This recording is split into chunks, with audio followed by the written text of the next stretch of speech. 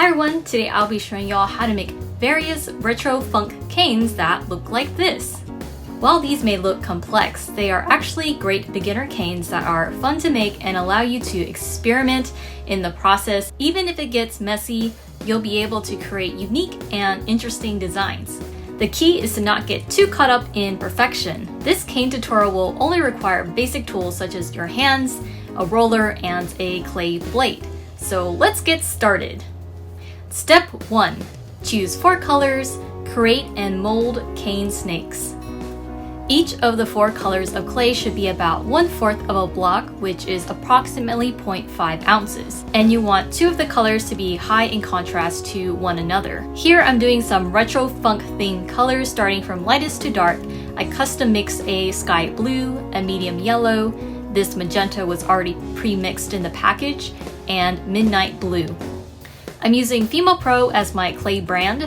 The light blue and yellow has a lot of white, which is softer than the other colors. So I mixed a dab of Sculpey 3 transparent to the midnight blue and magenta to hopefully make the consistency a bit more even throughout. Roll each color into snakes that are 1/4 of an inch in diameter. Start from light to dark to minimize color contamination. Don't worry about keeping the snakes perfectly neat and uniform at this stage. Each snake should be about 9 inches or longer. Next, pinch the clay snake between both thumbs and forefingers. This will form the diameter into a smush diamond shape. Do this along the entire length of each clay snake. I found the easiest way to go about this is to sort of hang it from a table while smushing, which helps give it some support and makes the process go more smoothly. After that, cut each snake into about 1.25 inch lengths so that you get multiple pieces to assemble your cane. Step 2. Assemble the cane. To start off, you can choose a light colored clay. Before starting, fix up the diamond shape a bit. It'll make the next steps easier. Do this for all the colors. Next, build up a column of 4 pieces of the same colored clay by attaching each piece side by side. The next step is to fill in the front and back sides of the column of clay. You want to choose a contrasting color for this. Fill in the 3 gaps on the front and the 3 at the back. While the clay is being handled, it's common for V-shaped gaps to collapse a bit depending on how soft your clay is. If that happens, you can reopen the gaps with your fingers or clay tools so you can add in new components. Also note that it's okay if you see some distortion because it can enhance the patterning of the cane. However, it's important to fill in gaps completely when adding components so that they either interlock or overlap. You don't want to leave trapped air between layers of clay. After you filled in the sides of the center column with 3 colors, continue to fill in the gaps with the remaining colors, alternating between using 4 and 3 pieces.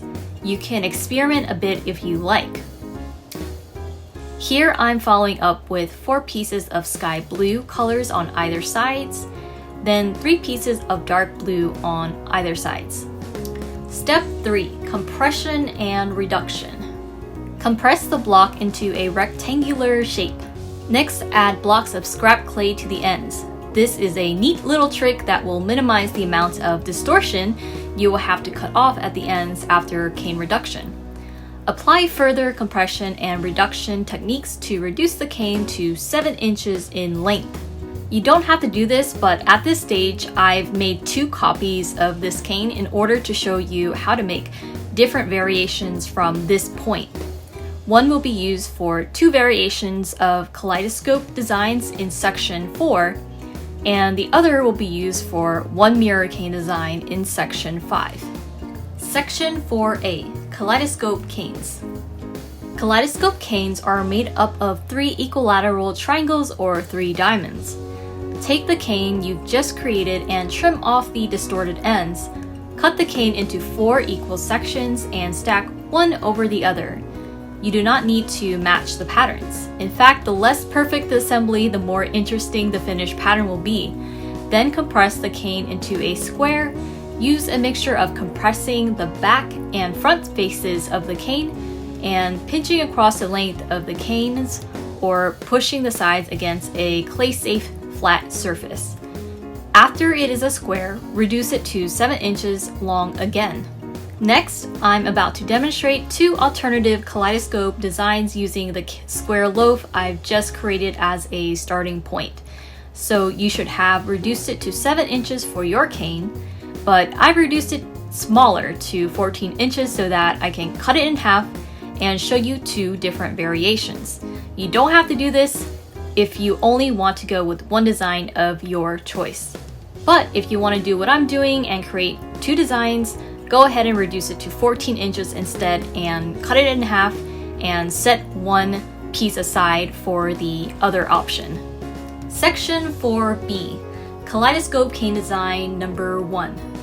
For the first variation, take the square loaf from the starting point from section 4A and pinch the cane into a triangular shape. Depending on where you pinch it will affect the look. For this variation, I'm pinching in front of the column. I'm referencing the original yellow column used as the backbone for building the entire cane. I found it easier to set it on a table and do the pinching across the entire length of the cane this way. After that, cut the cane into 3 equal lengths and assemble the pieces into a fan-like semicircle. Then cut that cane in half. Take the 2 halves and piece them together to form a completed hexagon or circle shape. Now you have your completed kaleidoscope cane design, which to me sort of looks like a blazing tumbleweed, but yours may look completely different and that's okay. That's the beauty of this technique, is that it'll create some unique designs and patterns depending on who makes it. Section 4C, Kaleidoscope Cane Design number 2. For the alternative option, I'm taking the duplicate copy I made in section 4A when I cut the 14-inch cane into 2 copies. And instead of pinching in front of the column, I'll be pinching parallel to the column as opposed to perpendicular. In other words, pinching above the column. Go through the same process as previously. After pinching, cut the cane into 3 equal lengths, assemble the pieces into a semicircle, cut the cane in half, then piece them together again. Now you have your completed kaleidoscope cane design variation. This one sort of looks like lightning bolts shooting from the center. It's cool how simply pinching from a different starting point can give you new designs to play with. Section 5, Mirror Canes. Mirror canes are made up of 4 mirrored sections that mirror along 4 sides. So I'll be creating a mirror cane and using the slices to assemble a mirror pattern. To make a mirror cane, I'm grabbing the extra duplicate cane I made in step 3. Cut off the distorted ends, then cut it into 4 equal lengths, stack them on top of one another, then compress the cane into a square. After it is a square, reduce it to 7 inches long again. Then pinch parallel to the core center column across the length of the cane to turn it into a triangular shape. If these steps sound familiar, that's because the mirror canes do share the initial same steps followed by the kaleidoscope canes. But here's where we'll do things a little differently. Instead of cutting it into 3 pieces, cut it into 2 pieces. Then mirror the 2 halves so that now it has a diamond shape. Next, compress the points of the diamond inward to form a square shape. You can use a combination of techniques to create the square shape by pressing the cane against a clay-safe table, or using a roller to roll across the sides of the square. Now you have your mirror cane. In order to create the mirror effect, cut out 4 slices and arrange them, rotate or flip them so that the pieces mirror each other, and you can play around with making your own patterns as you desire. I hope y'all enjoyed this tutorial. I'm getting feedback that y'all love making canes, which I'm delighted to hear, and I'll be producing more cane videos as well as other polymer clay tutorials in the near future. To make sure you don't miss these videos, I invite y'all to hit subscribe and the notification bell that pops up next to it. That way y'all get an alert when my next video is up. I aim to publish videos every week on Tuesdays or Wednesdays, whenever humanly possible. Thank you for watching till the very end, and I'll see y'all next time.